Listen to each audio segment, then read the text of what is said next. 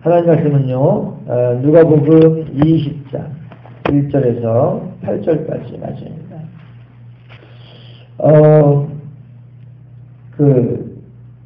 명분이라고 하죠. 예.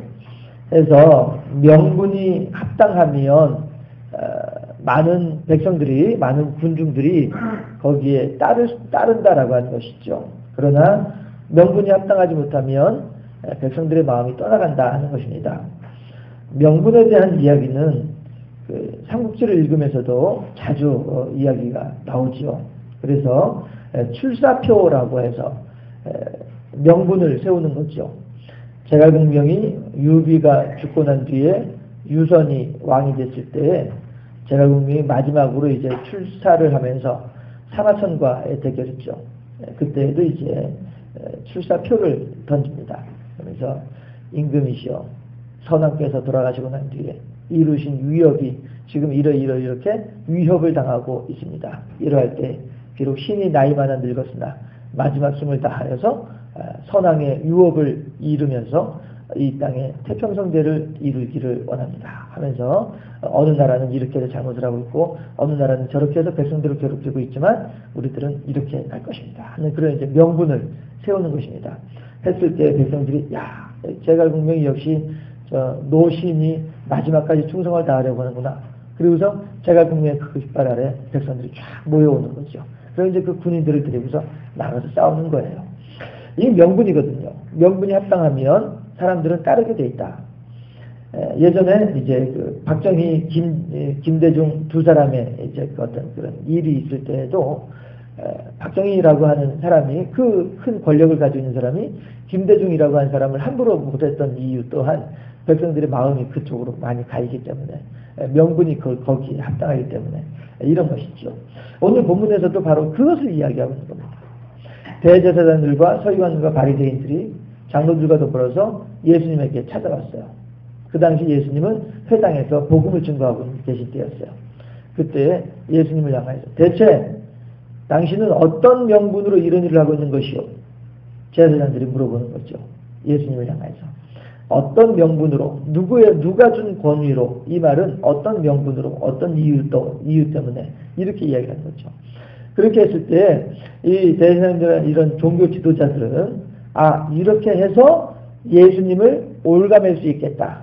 예수님을 딱 이제 나락으로 이제 떨어뜨릴 수 있겠다. 이렇게 계산을 했던 거예요. 무슨 계산이냐 하면 그 뒤에 예수님께서 하시는 말씀을 통해서 그대로 드러나죠.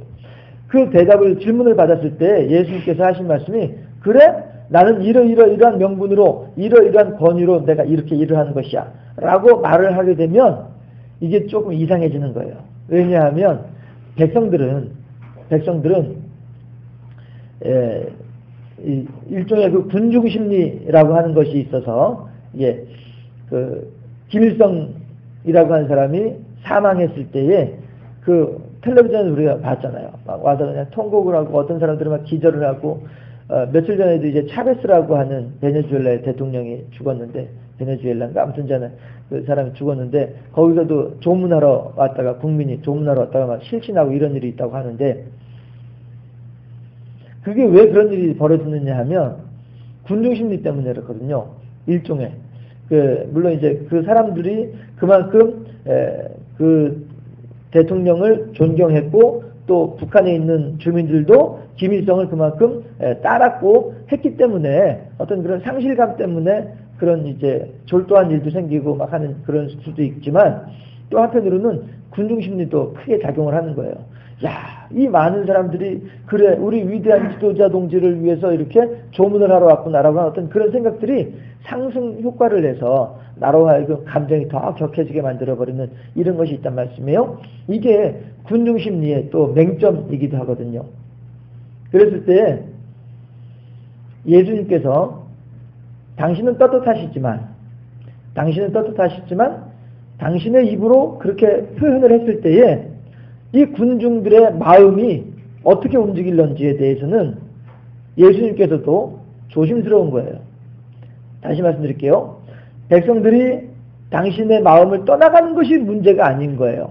그것이 문제가 아니고 예수님께서는 지금 무엇을 걱정하시느냐 하면 이 백성들의 마음에 심기어져 있는 복음의 씨앗을 걱정하시는 거예요. 그래서 이 백성들이 어리석게 잘못 판단을 해서 내가, 예수님께서 생각하시기를 내가 이 세례를 주는 이 권위가 하늘로부터다 라고 하게 되면 이 제사장들은, 종교 지도자들은 예수님을 공격하기가 좋다는 거예요. 그들에게 명분을 주게 된다라고 하는 것이죠. 해서 봐라, 이 세상에 어느 누가 감히 하나님과 동등되다라고 이야기를 할 수 있는 존재가 누가 있느냐? 물론 이제 우리들이야 지금은 이제 그런 것들에서 익히 다 알고 있기 때문에 그는 근본 하나님의 본체시나 하나님과 동등됨을 취할 것을 여기지 아니하시고 스스로 자기를 비워 종의 형체를 가져 사람의 몸으로 이 땅에 태어나셨으니라고 하는 빌립보서의 말씀에 대해서 우리들은 이제는 다 이해하고 인정할 수 있지만 그 당시에는 신성모독이었단 말이에요. 예수님께서 스스로가 하나님께서 내게 이런 권세를 주셨다라고 말씀을 하시는 것이 그 당시에 백성들의 입장에서는 신성모독이었단 말이에요. 백성들은 예수님을 그만큼 높은 하나님과 동등된 존재로 인정하지 못하고 있는 때였단 말이에요. 그렇기 때문에 예수님께서 하나님께서 주신 권세로 하는 것이다. 종교 지도자들아, 이 녀석들아, 이렇게 하게 되면 백성들의 마음이 다치고 백성들의 마음이 떠나가 버린단 말이에요. 그렇게 되면 예수님께서 백성들로부터 인기를 잃어버리는 것, 이것이 이것이 문제가 아니라, 이것이 심각한 것이 아니라, 예수님께서도 그러시잖아요. 이 사람들이 가만히 있는다고 한다면 돌들이라도 하나님을 찬양할 것이다. 이것이 하나님이시란 말이에요. 하나님은요, 우리가 하나님을 한 사람도 모른다 할지라도, 우리가 하나님을 몰라서 우리가 하나님께 영광 돌려드리지 않는다 할지라도 하나님은 스스로가 영광 받으시기에 합당하신 그런 존귀하신 분이 하나님이시란 말이에요. 그렇기 때문에 예수님도 마찬가지로 이 백성들이 나를 싫어하면 어떻게 하지? 이 백성들이 나로 하여금 신성모독이다 해가지고 나로부터 마음이 떠나가면 어떻게 하지? 이것이 중요한 것이 아니라 이 백성들의 마음이 상해서 잘못 오해함으로 말미암아요.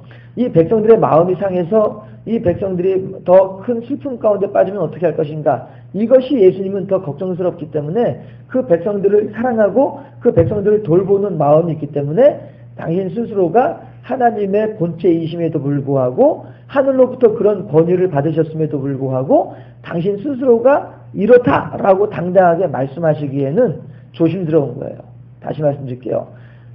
이 백성들을 위하는 마음에서 어떻게 해서든 이 백성들을 잘 보호하기 위해서 당신 스스로의 권리를 포기하고 계시는 거란 말이죠. 그렇게 하시고서는 도리어 대제사장들과 종교 지도자들에게 도리어 예수님께서 질문을 하시죠. 그래? 너희들이 그럼 나에게 그런 것을 가지고 올가매기 위해서 명분을 빼앗기 위해서 나에게 그런 질문을 한다고 한다면 내가 너희들의 속셈을 모르는 것 아니고 나도 그렇다고 한다면은 너희들에게 한 가지 더 질문을 하겠다. 예수님께서 백성들이 듣는 자리에서 하는 말씀이 그래? 그러면 나도 너희들에게 한 가지 질문을 하겠다. 그게 무슨 질문인지 얘기해 보시오. 그래. 세례 요한이, 여기서 말하는 요한은 이제 세례 요한을 얘기하는 거거든요. 요단강에서 예수님에게 세례를 주었던 그 세례 요한. 지난주에 우리가 말씀을 보았던 그는 흥하여야 할 것이요 나는 쇠하여야 할 것이다. 신랑을 기다리는 들러리들은 신랑으로 인해서 기뻐하지 혼인잔치로 인해서 기뻐하지 아니한다 하는 그런 이야기처럼 그 세례 요한 두고서 예수님께서 하신 말씀이 있죠. 세례 요한의 세례가 어디로부터냐? 그렇다고 한다면 세례 요한이 세례를 줄 수 있는 그 권위는 어디에서 왔느냐? 이렇게 질문을 하는 거예요. 그렇게 하니까 도리어 말의 올무에 본인들이 붙잡히게 된 거예요. 종교 지도자들이. 그러니까 이제 그 뒤에 나오는 이야기들이 종교 지도자들의 고민하는 내용이 그대로 적혀 있잖아요. 그래. 지금 이 나사렛 예수로부터 질문을 받았는데, 자, 우리들이 세례 요한의 세례가 하늘로부터 왔다라고 예수님한테 대답을 하게 되면, 저 예수님은 우리들에게 그렇다고 한다면은 어째서 세례 요한을 믿지 아니하였느냐라고 도리어 우리들을 공격할 것이다. 말로 공격할 것이다. 그러면은 우리가 도리어 명분을 잃어버리고 우리가 도리어 위축될 수밖에 없을 것이다. 종교 지도자들이 서로 간에 의논하는 내용이 그거예요. 자, 그러면은 우리가 세례 요한의 세례는 세례 요한이 스스로가 지가 잘난 줄 알고서 그렇게 세례를 준 것이다 라고 대답을 하면 어떻게 될까? 그러면은 또 큰일이 난다. 왜 큰일인가 하면 백성들은 지금 세례 요한을 비록 헤롯에 의해서 죽임을 당하였지만 세례 요한을 선지자로 생각을 하고 있다. 그러다 한다면 선지자는 스스로 되는 거 선지자가 아니라 하나님께서 세워주실 때의 선지자가 되는 것인데 지금 백성들은 세례 요한을 선지자로 생각하고 있는데 선지자 세례 요한의 세례를 자기 스스로가 자기가 잘난 줄 알고서 준 것이다. 자기 착각에 빠져서 세례를 준 것이다. 라고 이야기를 하게 되면 백성들로부터 반감을 살 것이다. 백성들은 세례 요한을 선지자로 알고 있는데 그런데 스스로가 자기 잘난 줄 알고 세례해 준 것이다 라고 하게 되면 백성들이 과연 우리들을 어떻게 얘기하겠는가. 이렇게 얘기해도 명분이 뺏기고 저렇게 얘기를 하더라도 명분이 뺏긴다. 이렇게 되면 우리가 어떻게 대답을 해야 될까 라고 하고서 자기들끼리 의논을 했던 게 뭐냐면 우리들은 잘 모르겠노라 이렇게 대답을 하자 해서 회피하는 거예요. 대답을 회피하고 마는 거예요. 그러니까 예수님께서 하신 말씀이 그들의 그 잔꾀를 잘 알고 계시기 때문에 그래 너희들이 대답을 안 한다면 나도 대답하지 않으마 이렇게 말씀하신단 말이죠. 자 보세요. 종교 지도자들이 세례 요한을 배척한 이유는 한 가지예요. 다시 말하면 자기들의 밥그릇을 지키려고 하는 것밖에 없단 말이죠. 종교 지도자들이 백성들을 선동을 해가지고 세례 요한이 야, 저 나쁜 녀석이야. 세례 요한대로 저 못된 인간이야. 이렇게 얘기를 하고 헤롯을 부추겨가지고 세례 요한을 죽이도록 만들었던 이유는 세례 요한이 하도 종교 지도자들을 향하여서 독사의 새끼들아 막 이렇게 하면서 하나님께서 임박한 진노를 너희들이 피할 줄로 아느냐. 도끼가 이미 나무 뿔에 놓여져 있으니 너희들은 결코 피하지 못하리라. 막 이렇게 말 그대로 독설을 날리니까 그래서 종교주의자들이 야, 저 세례 요한이 저 날뛰는 거 가만히 내버려 두면은 나중에 우리들이 백성들로부터 명분을 잃어버리고 백성들로부터 존경을 잃어버리고 우리가 완전히 쪽박차게 생겼다. 그러니까 어떻게 해서든지 간에 저 세례 요한을 없애야 된다. 이것이 그 당시 종교주의자들의 생각이었단 말이에요. 자기들의 밥그릇을 지키기 위한 방법이었단 말이에요. 그리고 똑같은 방법으로 지금 예수님한테 와서 예수님도 그렇게 올무에 얽어매려고 했지만 예수님은 거기에 당하지 아니하신 것이죠. 해서 우리들은 이런 것을 생각을 해볼 수가 있을 것 같습니다. 그래요. 하나님, 우리들의 삶에 떳떳하고자 한다면 우리들부터가 정직해야 될 것 같아요. 대제사장이나 서기관이나 저희 제사장이나 장로들 같이 그렇게 자기들의 더러운 욕심을 따라서 살아가려고 하다 보면은 우리가 전에 흔히 하는 말이 한 가지 거짓말을 하게 되면 그 거짓말을 감추기 위해서 두 가지, 세 가지 거짓말을 또 해야 된다라고 하는 그런 말을 하지 않아요? 예. 에덴 동산에서 아담이 어찌하여서 하나님 앞에서 떳떳하지 못하였습니까? 우리가 벗었으므로 두려워하여 숨었나이다. 왜 떳떳하지 못합니까? 자기의 잘못이 있기 때문에 그렇죠. 자기의 한순간에 욕심을 따라 살다 보니까 그렇게 된다라고 하는 것입니다. 그러나 우리가 아무리 어렵더라도 아무리 힘들더라도 그러나 성실하게 살아왔고 진실되게 살아왔고 그렇게 살아왔다고 한다면 남 해코지 하지 않고 살아왔다고 한다면 그 삶은 그만큼 자녀들 앞에 후대 앞에 사람들 앞에 떳떳할 수 있다라고 하는 것이죠. 얼마 전에도 텔레비전에서 그런 걸 특집으로 이야기한 적이 있었어요. 친일파의 후손들과 그 다음에 항일 운동을 했던 그들의 후손들의 현재 삶의 모습을 이렇게 비교하면서 텔레비전에 나온 적이 있었어요. 그 경주 최씨 최부자 이분들의 마지막 말로가 어떻게 되는가.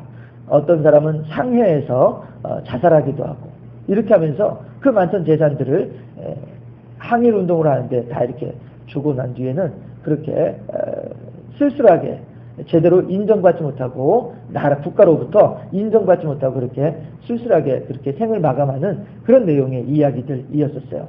하다못해 그 주기철 목사님의 그 조카 손자 뻘 되는 그 주승중 교수라고 하는 분, 그분 같은 경우에도 이 한국에서 그 가문 자체가 한국에서 살지 못하고서 미국으로 건너가게 되고 한 이런 일들도 있었고요. 주기철 목사님은 교단에서 파문당하신 분이에요. 신사참배하지 않는다는 이유 때문에 우리 총회에서 목사 자격을 박탈했던 분이 주기철 목사님이에요. 비록 이제 얼마 전에 복권되긴 하셨지만은, 예. 이렇게 의를 위해서, 대의를 위해서, 하나님의 영광을 위해서 떳떳하고자 한다면, 정직하고자 한다면, 그리고 당당하고자 한다면, 그러한 어려움들을 경험을 하게 된다라고 하는 것이죠. 그거는 우리들도 마찬가지죠.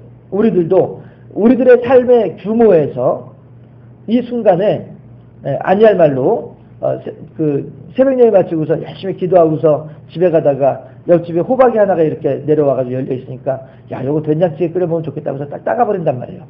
이게 뭐야? 이것이 우리들의 삶에 있어서 우리가 떳떳할 수 있는, 당당할 수 있는 한 구체적인 방법이다라고 하는 것이죠. 해서 주기철 목사님이라든가 뭐 이런 분들이야 뭐 이렇게 어떤 그런 큰 규모의 일에 있어서 이제 떳떳한 그런 모습이지만 우리들은 그만큼 큰 인물들은 아니니까. 그죠? 우리들의 삶에 있어서 자그마한 한 부분에 있어서의 정직, 자그마한 한 부분에 있어서의 떳떳함, 이런 것들을 우리가 생각할 수 있지 않겠느냐 하는 것이죠. 해서 우리들이 내가 이것이 하나님의 뜻이다라고 생각이 되어질 때에 거기에 순종하게 되고 거기에 당당하게 되면 그만큼 우리의 삶은 당당할 수 있고 떳떳할 수 있겠다라고 하는 것이에요. 그러나 자그마한 욕심 때문에 하나님의 뜻을 거스르게 되면 그것이 내 마음에는 가시가 되어져서 나로 하여금 아프게 하고 나로 하여금 힘들게 하고 이것을 감추려고 하다 보니까 또 다른 잘못을 범할 수밖에 없는 이런 나락 속으로 빠지게 되는 이런 일들이 있다라고 하는 것입니다. 해서 우리들이 이제 어찌하든지 간에 하나님을 향하여서 하나님 이것이 하나님의 뜻이다 라고 생각이 되어지게 되면 그 일을 위해서 순종하기 위해서 힘쓰고 애쓰는 그런 삶을 살아야 되겠다라고 하는 것이죠. 그렇게 할 때 비록 내가 남들보다는 떵떵거리지 못하는 그런 결과를 낳을런지 모르지만 그래도 자식 앞에서는 떳떳하고 하나님 앞에서는 당당하잖아요. 하나님, 저 사람은 5달란트나 만들었지만 저는 2달란트밖에 만들지 못했습니다. 그렇지만 저는 제가 할 수 있는 만큼 최선을 다해서 만든 2달란트입니다. 비록 5달란트만큼은 만들지 못했지만 하나님 이것이라도 제가 할 수 있는 최선의 것이었으므로 하나님께 올려드립니다. 당당하게 드릴 수 있잖아요. 이런 것처럼 우리들도 하나님께서 이것이 하나님의 뜻이다. 그때마다 가르쳐 주시고 말씀하시는 부분이 있단 말이죠. 그랬을 때에 그 앞에서 비겁하지 않고 그 앞에서 외면하지 않고 그 앞에서 나의 욕심을 따라 살지 아니하고 그래요 하나님 이것이 하나님의 뜻입니까? 그렇다 한다면 제가 그 하나님의 뜻에 맞추기 위해서 저의 것을 내려놓겠습니다.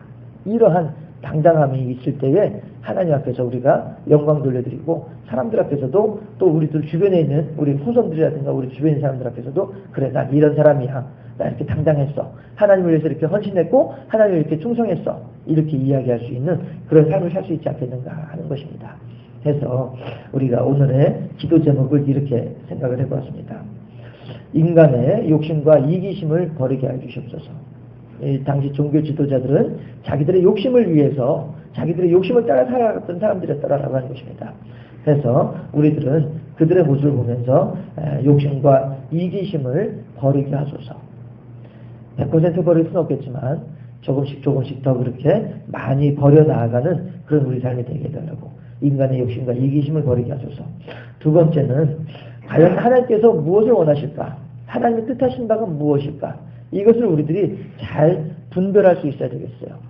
해서 그러한 분별할 수 있는 능력을 더해 주시고 그렇게 분별했을 때에는 또 당당하게 정직하게 성실하게 그 하나님의 뜻을 위해서 우리들이 희생할 수 있는 그러한 믿음을 순종하는 하나님의 뜻에 순종하는 그런 믿음의 사람이 되게 해달라고.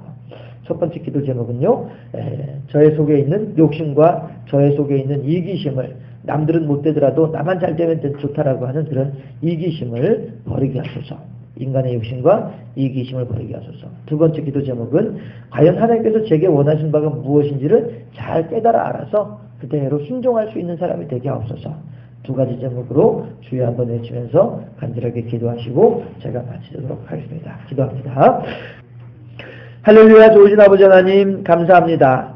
예수 그리스도께서는 많은 사람들을 사랑하시면서 어찌하든지 그들을 잘 보양할 수 있기를 바라셨던 간절한 마음을 가진 분이 예수님이셨던 것을 우리들은 알 수 있습니다. 그 예수님께서는 당신의 원하신 대로 살지 아니하셨고 그 예수님께서는 당신의 뜻을 위하여서 살아가지 아니하셨으며 늘 하나님과 교제하고 교통하는 가운데 아버지의 뜻이 무엇인지를 깨달아 알고 아버지의 원하시는 바대로 살아들이기를 힘쓰고 애썼던 분이 예수님이셨던 것을 우리들은 잘 알고 있습니다. 결국 그는 십자가에 달려 돌아가시기까지 하나님 뜻에 순종하셨던 분이셨으며 그렇게 우리들을 사랑하셨던 분이 예수님이셨던 것을 우리들은 잘 알고 있사오매 하나님이시여 이제 우리 또한 그렇게 예수님을 닮아가는 삶을 살아가게 하사 우리들의 욕심대로 살게 하지 마시고 우리들의 이기심 따라 살지 말게 해 주시옵시고 하나님의 뜻이 무엇인지를 잘 분별할 수 있는 참 지혜자가 되어지게 하사 가르쳐 주신 하나님의 뜻대로 말씀하신 하나님의 원하신 바대로 순종하고 헌신함으로써 하나님을 기쁘시게 하고 하나님을 영화롭게 하며 하나님의 뜻을 이루어드리는 삶을 살아가는 우리 모두가 될 수 있도록 인도하여 주시사 비록 세상 사람들이 보기에는 어떠하다 할지라도 하나님 앞에서는 당당한 우리가 되게 하시옵시고 하나님 앞에서는 떳떳한 우리가 되게 하시옵시고 하나님을 향하여서는 그렇게 성실한 우리의 삶이 될 수 있도록 인도하시고 역사해 주시기를 간절한 마음으로 바라옵나이다. 아버지 앞에 드리는 일천번째 예물을 통하여서 영광 받으실 때에 그렇게 하나님을 향하여 온전하게 세워지는 귀한 사람들이 될 수 있도록 지켜주시고 붙잡아 주시옵소서. 감사합니다. 영광 받아 주시옵시고 예수 그리스도 이름으로 기도드리옵나이다. 아멘.